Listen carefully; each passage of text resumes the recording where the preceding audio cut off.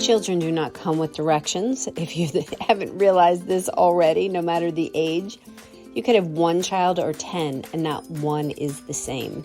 Each person has their own likes, dislikes, and ways of doing things. What one child responds to, the other may not.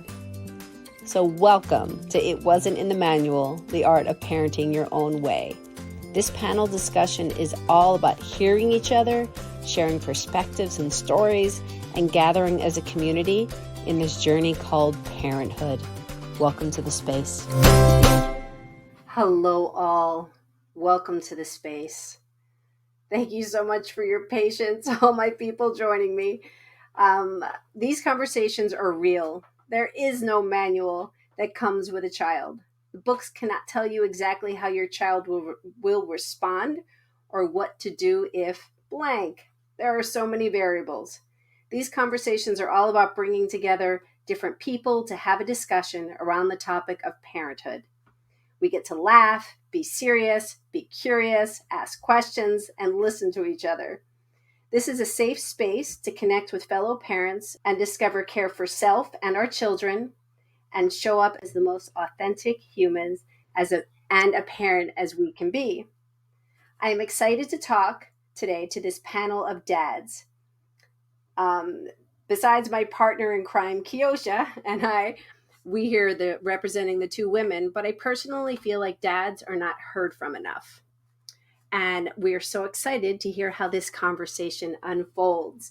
So dads, please invite yourself up. Since you're unmuted, Xavier, what we're going to do first is we're just going to have each person introduce themselves. And so just say your name and say how many children you have, and then we'll move on to the next person. So Xavier, take it away.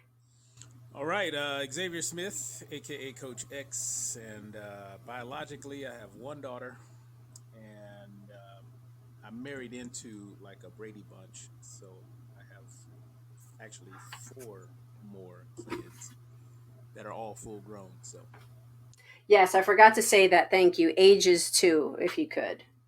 okay, well I think my daughter is actually the youngest. She's in her 30s, and it goes all the way up to I think 46. No, 43.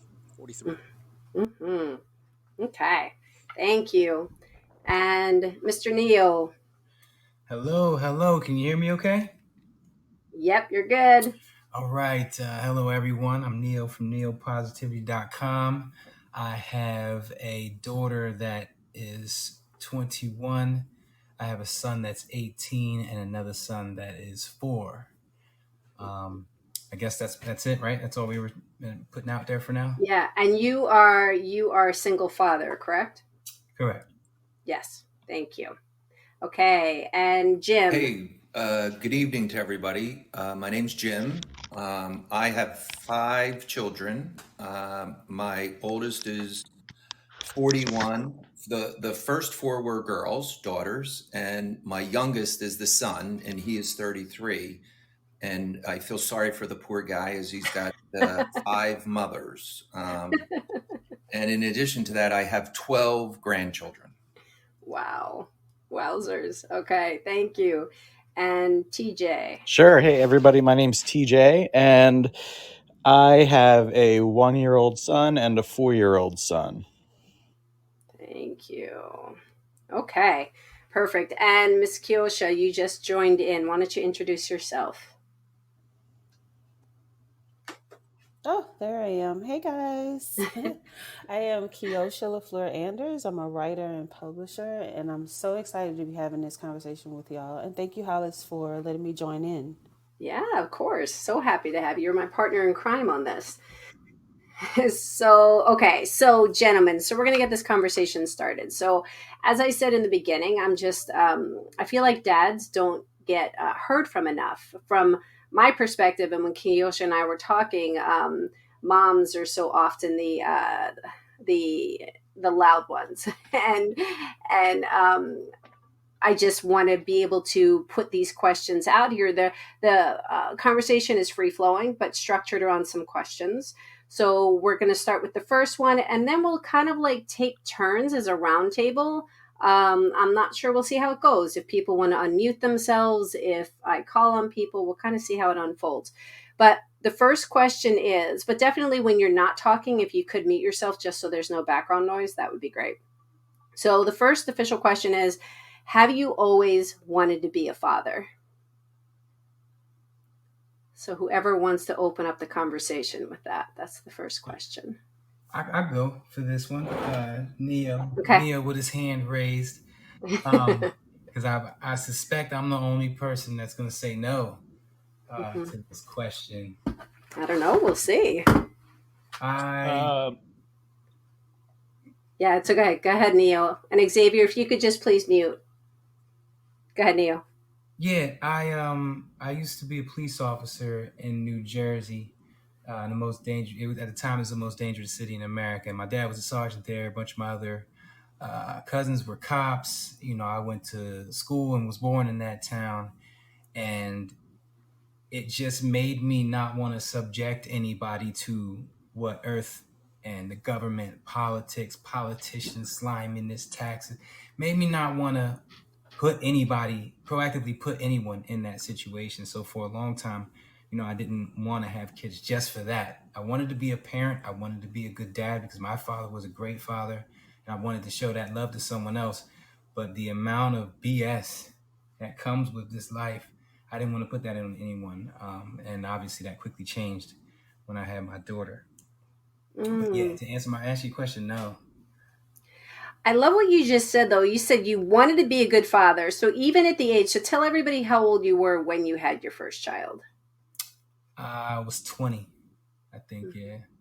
Mm-hmm. So when you were 20, did you think about the fact, did you want to be a good dad? Or did you ever think that, even though your job proved no, you didn't want to do that? All through high school, I wanted to be a good father because most of the people I knew didn't have one. And mine showed up to every game.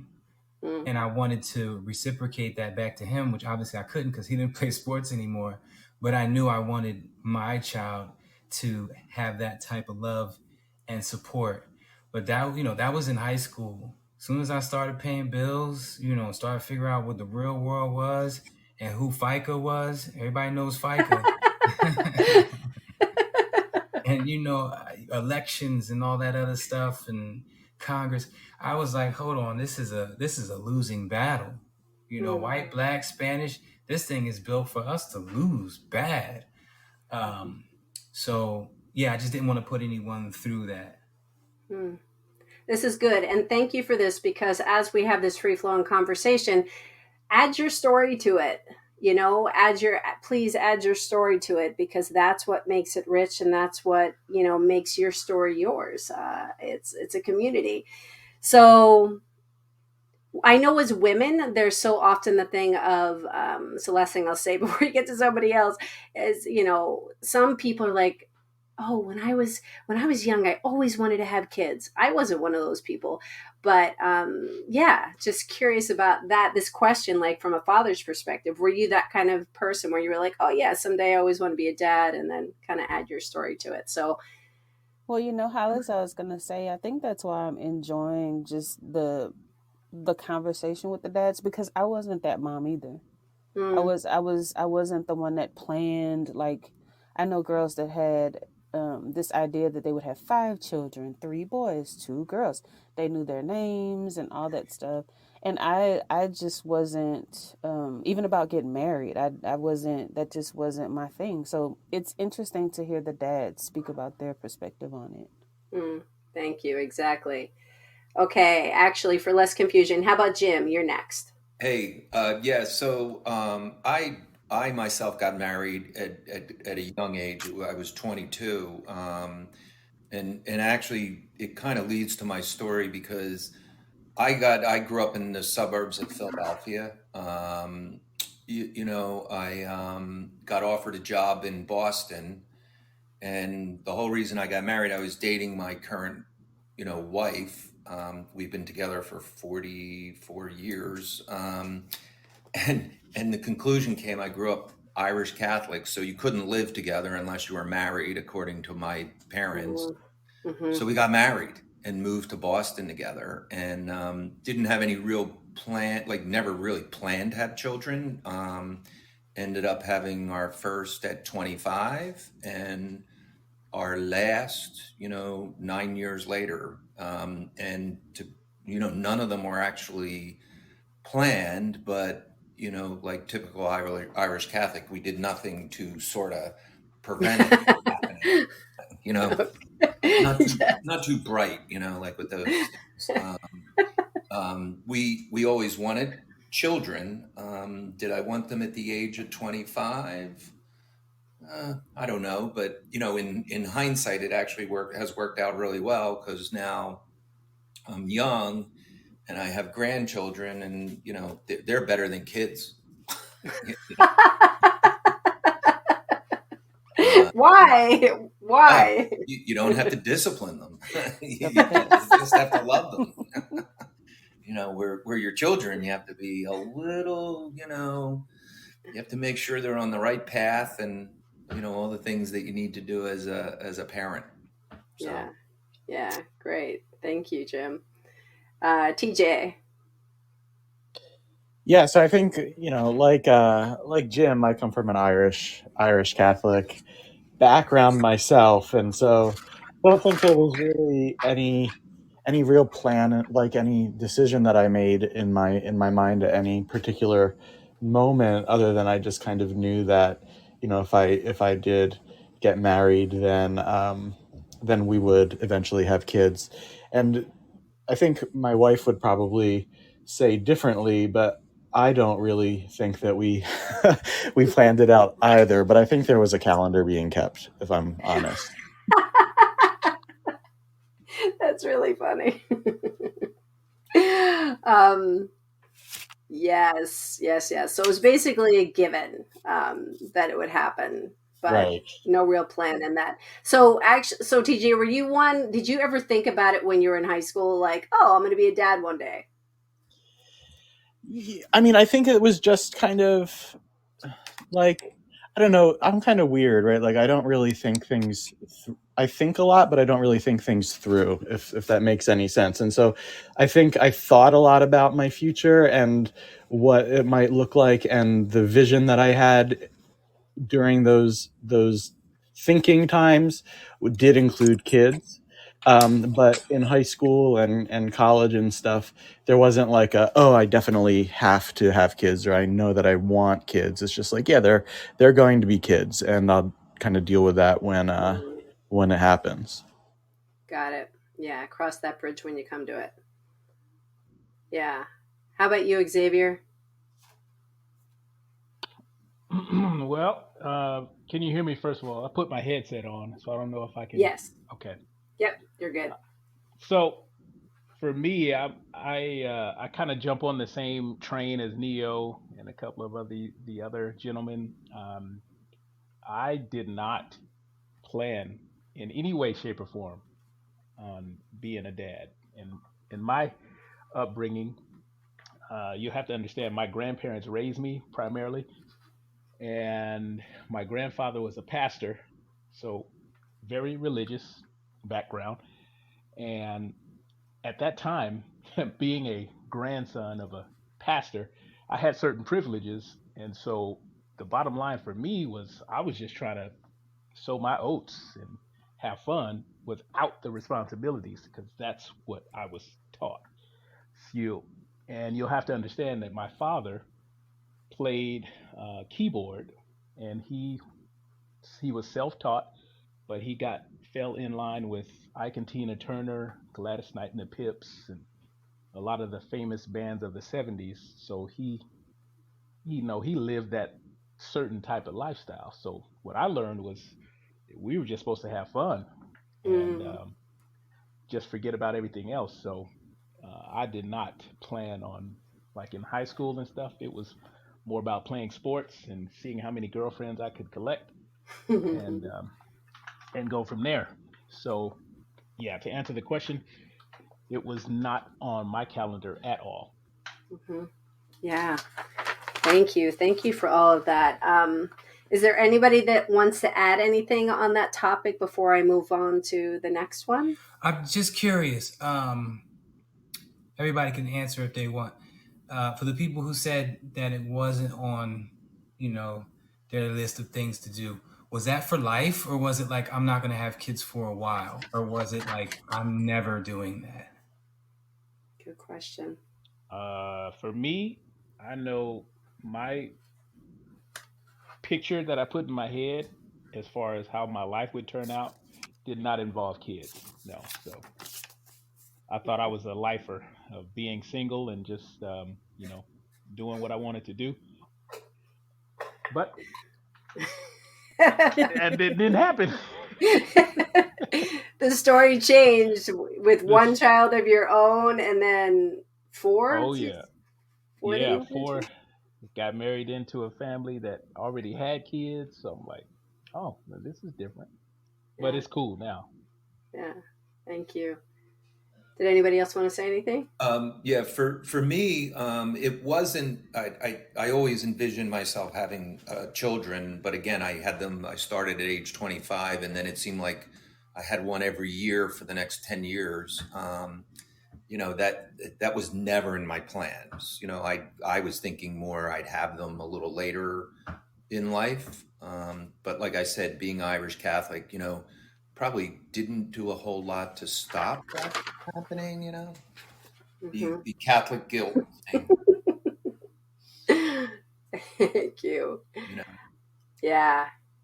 Yeah. So before I move on to the next question, I'm just kind of feel guided to ask because the whole thing with being a single parent, with being a step parent, with being, having a partner along for the ride.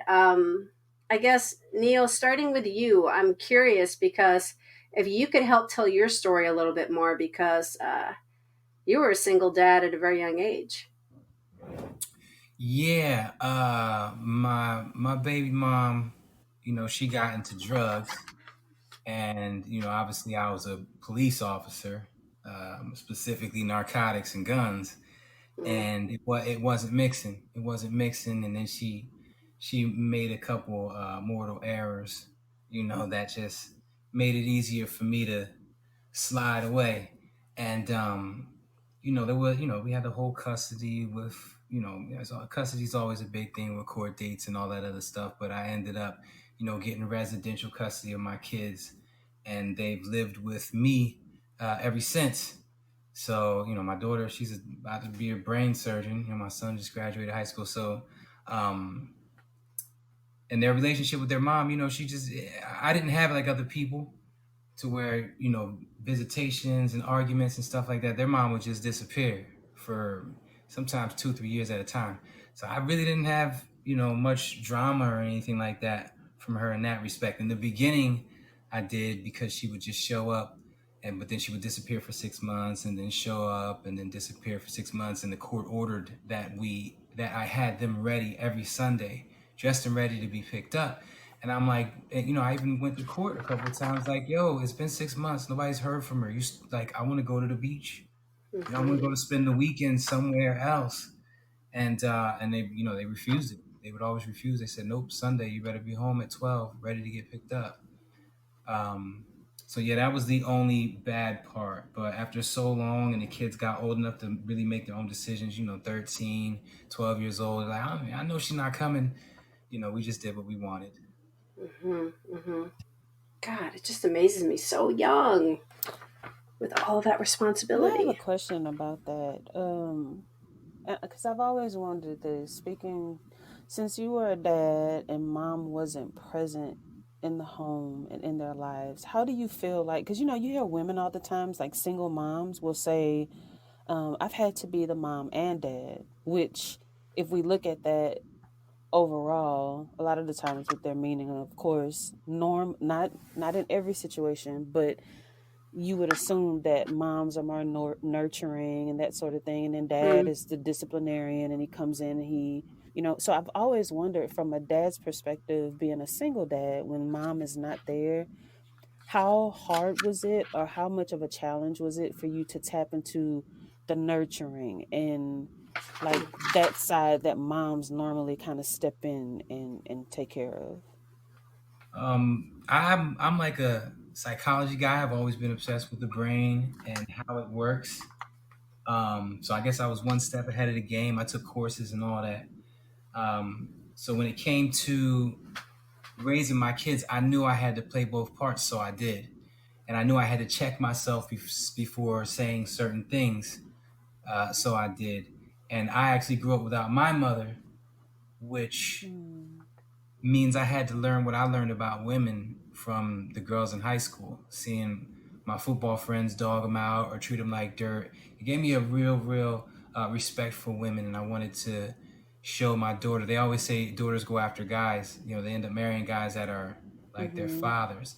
And so when you mix all that up and constantly checking yourself, making sure you're uploading the right information into them as often as you can, uh, you end up reprogramming yourself to being a better person. That way it's just secondhand and it just happens. So, you know, although they didn't get the compassion they might have gotten and the empathy and enabling that they might have gotten if their mom was around, I'm sure they got enough of what they needed. Oh, I love that. Thank you. Thank you for answering that. Yeah. Thank you for that question. That was a good one, Keocha. Mm-mm. Thank Yeah. you. Yeah. So before we move on, anybody have anything else to say about anything there? I was just going to step Okay. in and say thank you, Neil, for appreciate you sharing that. That's some sage wisdom right there.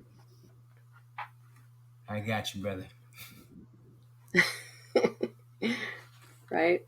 So okay. Yeah, So I'd have to agree with that because I'm always impressed with people that can, raise children, by themselves. I Mm-hmm. mean, it's not easy when there's two people. agreed. Truth. This is the whole thing. They don't come with instructions. Often don't know what we're doing. Um, so second question, do you feel like you parent at all in any way like your father?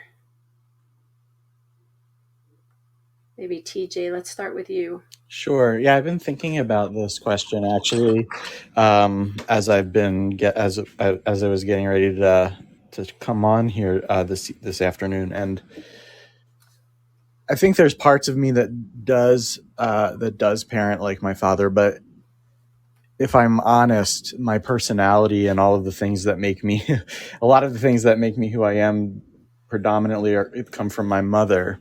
And I think that most people who know me would probably say, yeah, he's not the most masculine guy. So in that regard, I tend to be pretty nurturing to my boys um, and and kind of show up in that kind of maternal way in some ways that my friends who are fathers really don't understand. My dad was a quiet guy, and my mom, or is a quiet guy, and my mom is much more outgoing in different ways. And my dad would, kind of sit, he's very engaged with us, but he's much more quiet and kind of in the background, just kind of quietly serving. And there are parts of me that are like that, but I think when you ask the question, do I parent like him? I would probably say not so much. Hmm. I like what you brought up, though, which is a very important point because you said your personality is different. Right. Yeah, my personality is very different from my father. Mm-hmm. Yeah, which kind of just as a human and as a person, as we parent, our personalities are just different and we show up as generally as authentically as who we are. So unless we're trying to be something else, and then that just doesn't feel good, Right. Yeah, I agree with that. I agree with right? that.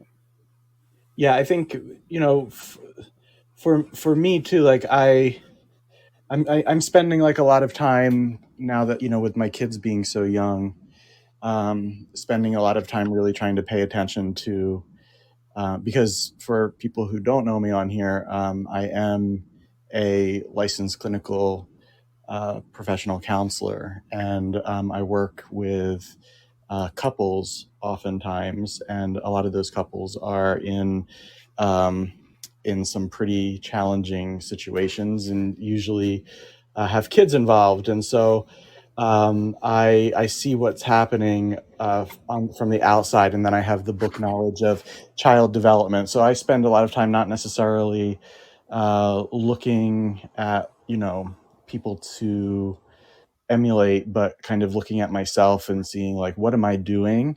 What decisions am I making that are not going to be beneficial to the child, and to their development. I fail a whole lot of times in that regard because I'm not a therapist when I'm being a father. So so all of that kind of goes out the window. But then afterwards, I can kind of take a step back and I can see, um, kind of play the game over again and move the chess pieces around and be like, okay, so next time this happens, I can try it this way and see how it goes.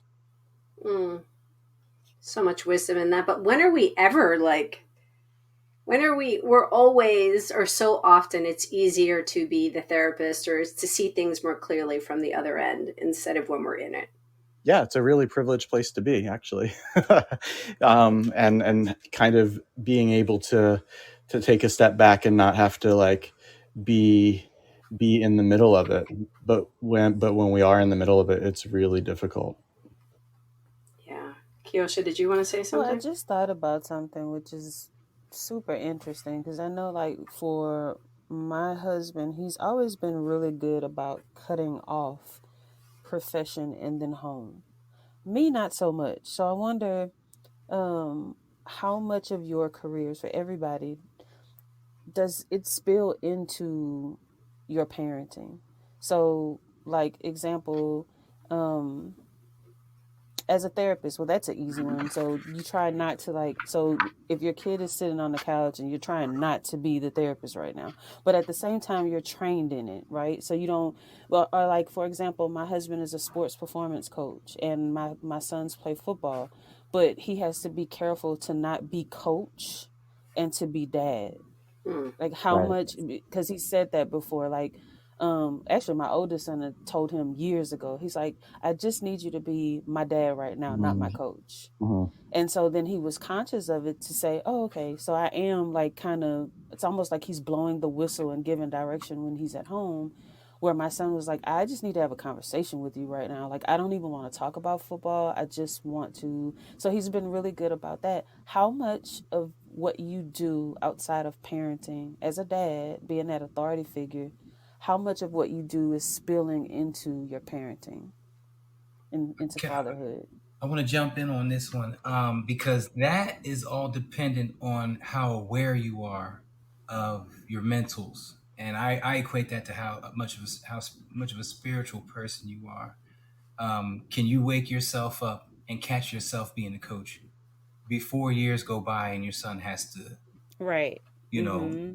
pot boils over, tell you to stop doing that, and you've already done so much damage. So that comes with how mentally aware you are, which sadly enough, not a lot of people are, but Mm. obviously it's rising in this world. To go back real quick, no, I don't parent like my dad. He was a great parent. He is a great parent, and I use the right from wrong. Obviously he was a sergeant in the police department. He knows what's right and what's wrong, but he didn't raise a child when the internet was around. That makes all of us have to adjust. Back in the day, I used to get my butt whooped, frequently because I kept missing my homework. I couldn't bring myself to hit my kids. It just wasn't right. Plus, everybody's screaming child support. Not child support, child abuse, and Mm-hmm. all this other stuff. So there are a lot of things that are different, but the moral code and right from wrong is definitely the same. Mm. Thank you, Neo. Jim or Xavier to answer what Keosha said in the questions. Well, so in my situation, I would say, much different than my dad. My dad grew up in an environment where work was his priority, and my mom took care of the kids. That was his role. I mean, to the point where, as a kid, if I joined, I was the oldest of five myself, and 4 years older than my next sibling. So if I joined a sports activity, I could join as long as I was going to get there myself. Like my mom couldn't take me because she was watching four other kids, and um, you know, my dad just wasn't around. So I own my own CPA firm and work for myself. So work can become very overwhelming at times, like all of us. But I always made sure that I made time to be actively involved in every aspect of what my children were doing, from sports to whatever activity they were involved in, by either coaching, volunteering, showing up, for every event, just to sort of be, involved, to listen and understand, what's important to them. Um, and I agree with you, Neo, about, today, when my kids grew up, cell phones were just starting to come into play. And I often make this comment that, in the early days of my children's development, I always knew who their friends were, and friends kind of indicate what your child is like. And I feel bad for parents nowadays, because I don't even think they know who their friends are, because, back in the day, they'd have to call the house, and Mm, you would absolutely knew who was calling, and you knew, who their friends were, and you could kind of get some evaluation of, is your child hanging around with the right person, right people, where nowadays, you don't have a clue. It's got to be difficult. oh my gosh. You brought up so many amazing points right there. But I do kind of want to circle back to Jim for a minute where you said, so tell me if I'm right on that. It sounds like because you said like when you were younger and you wanted to join a sport, it was your responsibility to get there.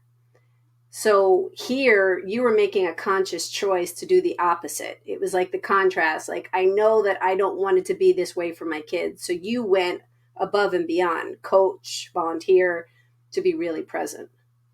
Yeah, absolutely. And I laugh because when I talk to my son, my son does not have any children. He's my youngest, and we talk about parenting, and we talk about like how my style was, and he wants to know what my dad's style, and then he's always quick to tell me, well, I'm going to be a much better father than you. And I say, oh, okay. What it, Have some children and let me know how that works out.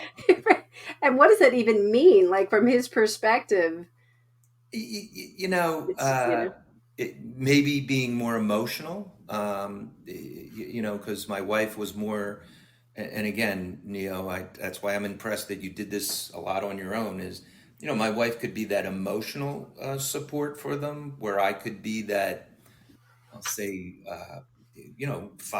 more a father figure type person. Not that I wasn't emotional, or, hmm but just it could be different, hmm And yeah, thank you for sharing that. You never know until you're in it.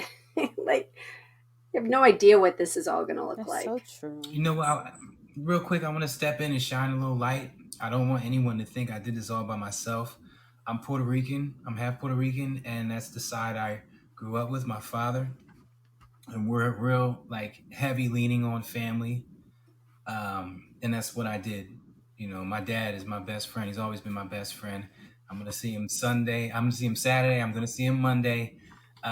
So I leaned heavy on them as a community. And my stepmom, she played her part, the best she could, is giving them a female role model to look up to. So yeah, community. I had I done this completely on my own, my kids would be different people. Mm. They wouldn't be as great as they are now. They would be great, but having everybody else definitely contributed. I got a little brother and sister. They're 25 now, so they weren't that much older than my kids. They're twins. They led by great examples, all that good stuff. So family community is everything. So then let me ask this because, and then I know Keosha wanted to say something, and then Xavier. So Neil, in having children so young, was there any part where where people were like, "You're 20 years old. Like, what did you do?" One person, my dad's old partner, um, Daryl, he expressed his disappointment in me once he found out that my Mm-hmm. daughter was on her way, and I couldn't care less. Mm-hmm. I'm not gonna curse on the show, but everybody knows what I said in my head. Mm-hmm. Get out, Mm-hmm. everybody care what you think. Right. I'm the type of person like, look, this is happening. For one, let's not cry about it and move on. And for me, for him to even say that was just like, why are you even saying that? It makes no point. I don't care if you're disappointed or not. This is what's happening. So Mm-hmm. outside of him, no one else gave me any slack. No one else gave, but all my cousins had already had kids by the time they were, 18, anyway. So I had them beat as far as waiting. But yeah, surprisingly, my dad was not, he didn't jump through the ceiling. He held his composure, I'll tell you that, because he was just quiet and he was just like, what you gonna do? Mm-hmm. Mm-hmm.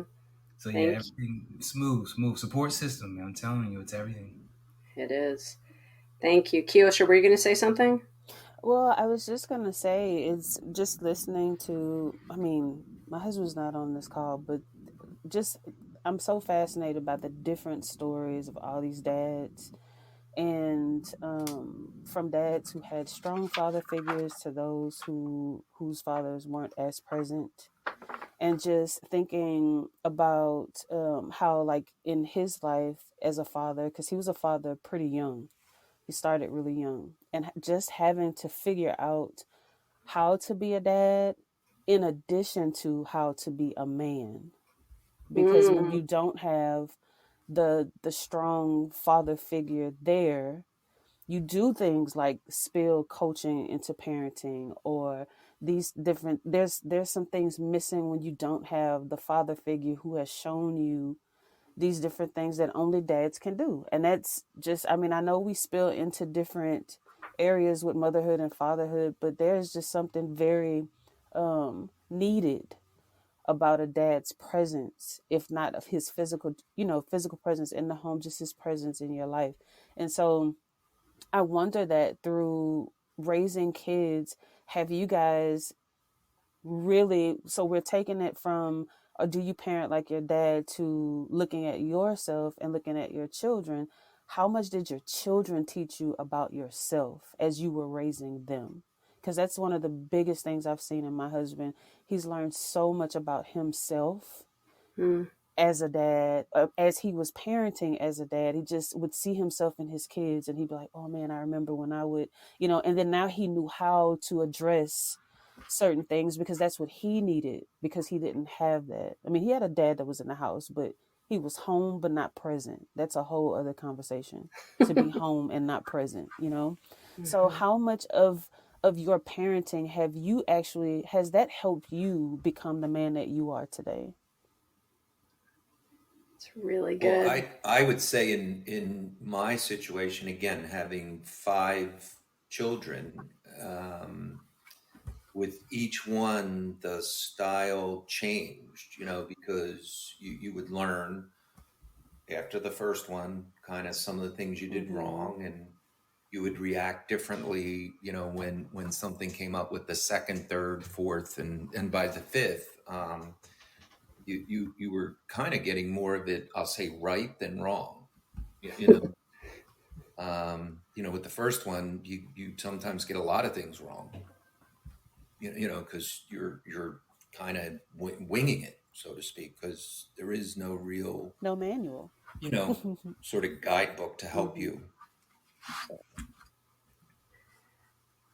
But then you could almost say, like, the first one you were following, there was no manual. And by the fifth one, you're like, I don't give a shit Yeah. anymore. Yeah, but that's what yeah, it but is. you really didn't You like would think by the second one you get better, and the third one you get better, and by the fifth one you're a black belt and a master at it. Nah, by the fifth one you just stop caring as much. I should have stopped after 3. I tell you, the fourth and fifth don't appreciate that. So funny. Okay, Xavier, let's hear from you. You think whichever part you want to answer, please feel free. Okay, so going back to the question of parenting, do I parent like my dad? And I'm gonna have to place my dad in a category of uh, he tried more to be my friend than a father, and so there was some conflict. There was a little bit of stress in that area because as I was coming up, you know, and then there was also the element of him being in drugs too. So, quick story, like my grandfather was the pastor, my father was the organ player. So he would be, doing church things, and then as soon as his role was done on the organ, he'd be behind in the back of the church, smoking dope.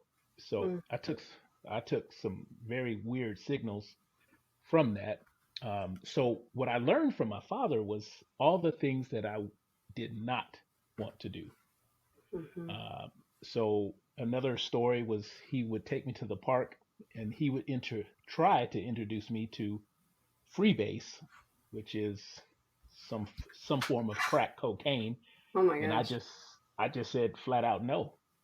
And so I took those signals as to um, this is what I'm supposed to like witness, so I know what not to do if I became a parent. So when I was bitter, mad, and frustrated and angry at the world for like 17 years, uh, and I was ready to forgive my parents, I can now look at my dad and say, thank you for the role that you played because I know what I'm not going to do when it comes to having kids. Um, Mhm, my mom was the same way. She was younger than my dad, so she said that that my father was the only one that she was truly in love with. So she chased him all over the place, and as a result, she got strung out too. So I'm like, huh. So during that time when I was mentally incarcerated and mad at them, I just, I came to the realization that they did the best that they absolutely could for me by giving me to my grandparents because that was the only stability that I had in my life at that time.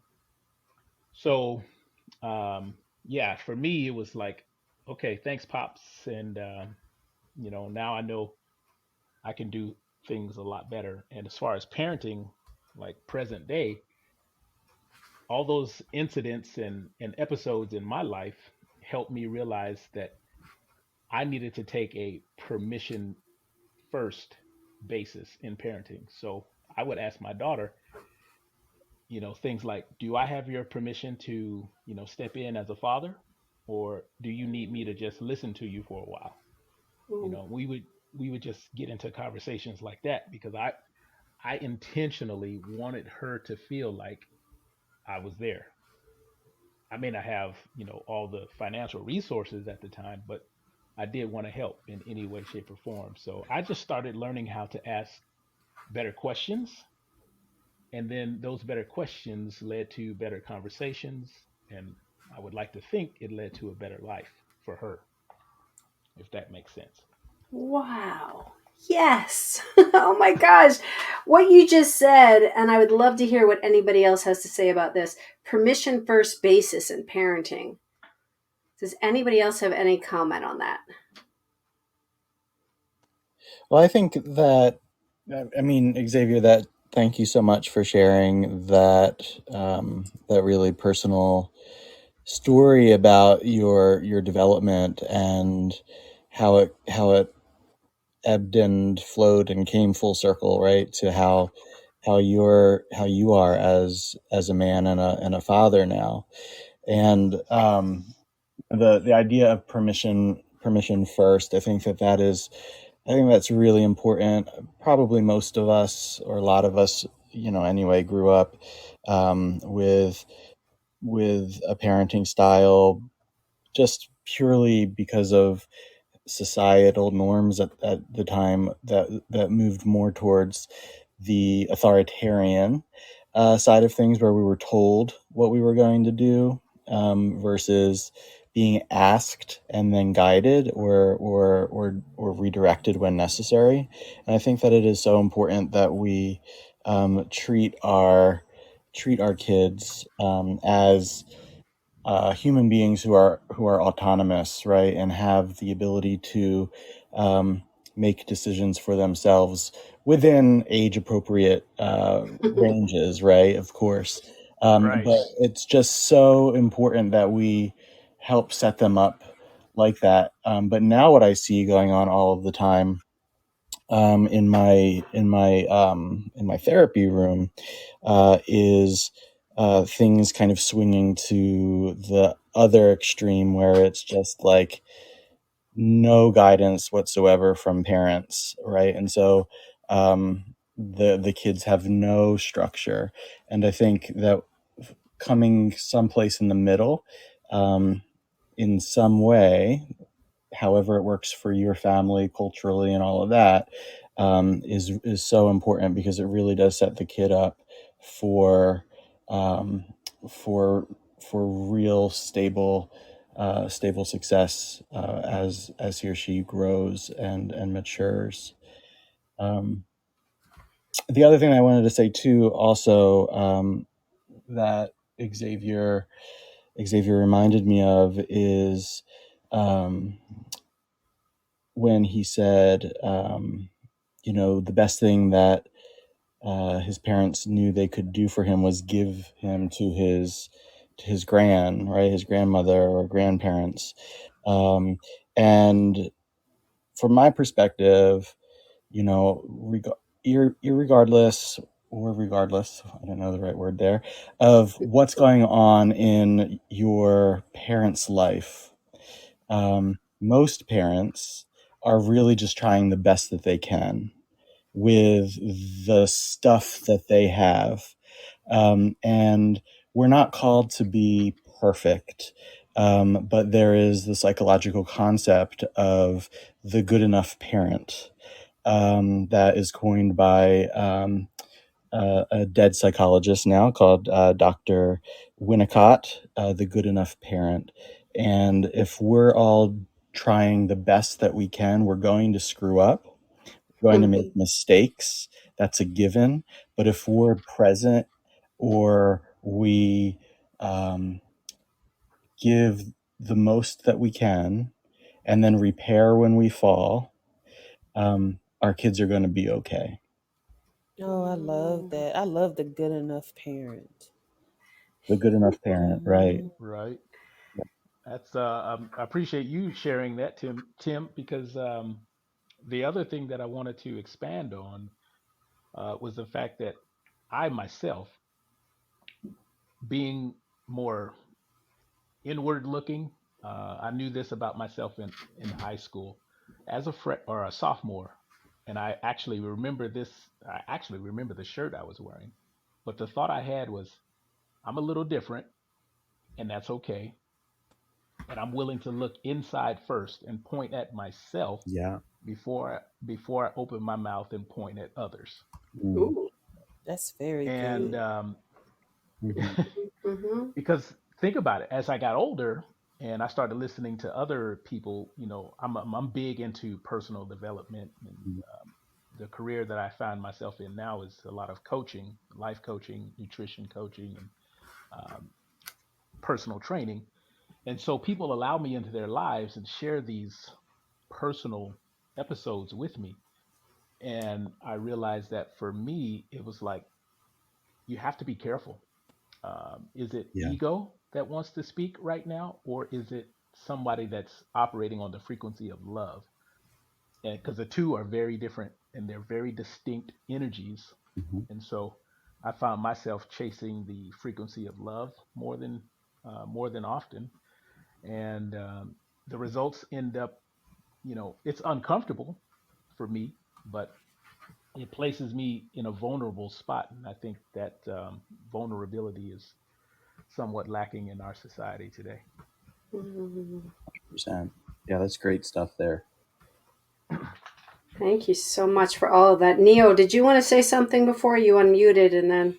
Nah, I mean, it did. Now that they said something about vulnerability, Mm-hmm. I'm kind of like curious as to what rabbit hole we can go down with that, because it does leave you open to, I'm just gonna say, attack. Mm-hmm. Um, as a father, from outside influences, from your kids, from your mind, Yeah. throwing certain thoughts at you. So I would like to dive into the whole vulnerability and where you guys think we could be more vulnerable and not be at any type of risk. Well, I always thought that the learning from each child is the biggest thing that sort of came to fruition to me is like I said, is my dad would have never admitted he did anything wrong, in terms of how he parented. But I learned after, my first, that, hey, when you're wrong, and you should tell them, because they need to hear that so that they can understand. You are changing and growing as they're changing and growing. Mm. I've I Yes. always, like that. I was gonna say, I've always been good with admitting when I was wrong, and if it wasn't a lot growing up, raising my kids. But my daughter definitely taught me, because she, at one point in her high school career, she thought everything, I was doing was wrong. Sure, we've all been there. But it took me to start admitting it and start saying it, and then her eyes just totally changed as to how she saw me. Like, wow, he admits when he's wrong, like, every time, and that now has them, very accountable as young adults. So vulnerability is definitely, being able to say I'm wrong. That's a big one right there. Mm-hmm. That's another one that comes with being aware of fight or flight mode, being aware when your ego is trying to win the battle, like you're going to die if you lose, being aware and knowing the mental techniques to take yourself out of that headspace. And that's just the first step. Then you got to say something after that, after you've moved yourself from that headspace. So I'm glad that things like the law of attraction and spirituality are really growing, on this earth, because more people will be able to say they're wrong, gain that type of respect from their kids and their peers. And like my daughter and son had a best friend that were always at the house, and even they saw that, and they Mm. didn't see that in their parents, but they take that with them to this day. They're still friends. We still talk and, BS on the phone every now and then, but they still get it. They still get the lessons that, I made sure that all the youngsters saw. Mm. Thank you. Xavier, did you want to say something? Oh no, I think it was pretty well said. Neo hit the nail on the head with that one. He did. Oh my gosh, I can't believe we're actually at the top of the hour. And Keosha, do you want to say anything or ask anything before we round this up? Because I have like three more topics for the next for the I next know, summit right? panels. I'm just like content, like just flowing through with the Yeah, number of questions. And Neo's right. Vulnerability deserves its own show. yeah. That's like that has its own episode. I just want to say thank you. It is. I am on this journey, and coming from a girl who's now a woman, of course, who did not grow up with her dad. I've always been just so fascinated by fatherhood because I had my grandparents. So my grandfather was pretty much my dad, my mom's dad. And but he wasn't my dad. He was my grandfather, right? So it's not the same thing, but I've always been so fascinated by fatherhood, even just very much looking forward to having a daughter for my husband because we have four boys and a girl. She's the baby.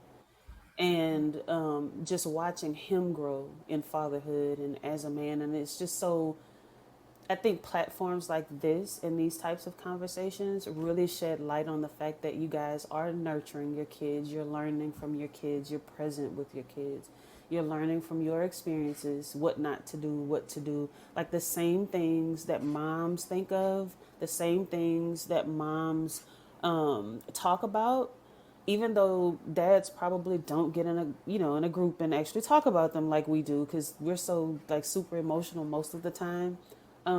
The fact that you guys are willing to be, because this is vulnerability, to hop on a podcast and say, this is what I've been through, this is where I am now, and here's what I you know aspire to be for my children. And so I want to say thank you. That's a long way of saying thank you for sharing that and for giving us all, including myself. I just love just hearing your stories, for giving us all your perspective on parenting. Thank you so much. Pleasure, pleasure, pleasure. Thank you, Keosha. That was so, so, so beautifully said. Before I wrap everything up, is there anything else that anybody would like to say? I got a quote from one of my mentors, Jim Rome. If you want to know how to do things right, do things wrong. Yes. Perfect. That is so perfect. Oh my gosh. Thank you, Xavier. You know what? I'm gonna throw this on there because I'm such a big advocate of it. I think everyone listening could stand to learn more about a little thing called the law of attraction. It is Mhm. literally the formula to life. It's from the movie called The Secret, and they call it a secret for a reason. Most people don't know about it. It will change everything for you, and you teach it to your kids and put them on an amazing path, a way better path than anyone can do without it. And it has to do with confidence and willing your future into existence using specific mental exercises and stuff like that. So everyone, please get into the law of attraction. Obviously, you guys know me, neopositivity.com. That's all I do all day, every day is study that. And when it works, I release that new technique to the internet. So get into that. And that right there is being vulnerable. That's Mhm. something to most guys, macho. Oh no, I can't. Trust me. Give in and give it a shot. Mhm. I'm jumping on the Thank you, Neo Nia. train. Toot toot. I'll take it. I'll take it. Thank you. Jim, did you want to, was there anything you wanted to add? No, I was. Thanks for inviting me. I had a great time. Thanks, Neo, and the rest of the team for being so open with this whole issue. Yeah, thank you. TJ, did you want to say anything? I don't think so. Just thanks so much for having dads on. I think it, like both of you said when you were thinking about this topic, I think it is important. It is important for dads to be able to um, have conversations together. Um, because we do think about it ourselves, but not all guys really huddle up and talk about this kind of stuff very often. Mhm. Thank you. And that's why we are so, so, so grateful that you all said yes to this. And it's just the beginning. It's just starting the conversation because you have to start somewhere. And I know it exists in other places, but where what Keoshi and I are creating, everybody, is a magazine and a forum space. And to find out more and to get on our mailing list, it's going to be launching in January of 2023. Go to it wasn't in the manual at gmail.com. So it wasn't WASNT in the manual at gmail.com. Get on the mailing list and we can keep you informed because there's going to be so many conversations ranging from pregnancy to empty nesters and all of this where we get to be a part of community because there is no There manual. is absolutely no manual. I looked. I searched. There's nothing. The only way we learn is by having the conversations and talking to Yes. each other and being real. So, gentlemen, thank you so much again. My heart goes out to all of you. Keosha, thank you. Thank you. Thank All those you. listening. And we will be coming to you next month with a new topic, which I have a feeling has something to do with vulnerability. So, Yeah. so have a good have a good, wherever you are in the world, have a good morning, afternoon, evening, and look forward to talking to you soon. Please like, follow, share, all that good stuff so we can spread this juiciness. Goodbye, everybody. Well, that was an inspiring conversation. This space is all about exploring the topics of parenthood that you will not find in any book, but it is real life experiences from all different experiences from parents. Our website will be launching in January 2023. So to get on the mailing list and be in the loop with all that is being created for you, just go to itwasn'tinthemanual@gmail.com. There is no manual, which is the adventure. Be talking to you soon.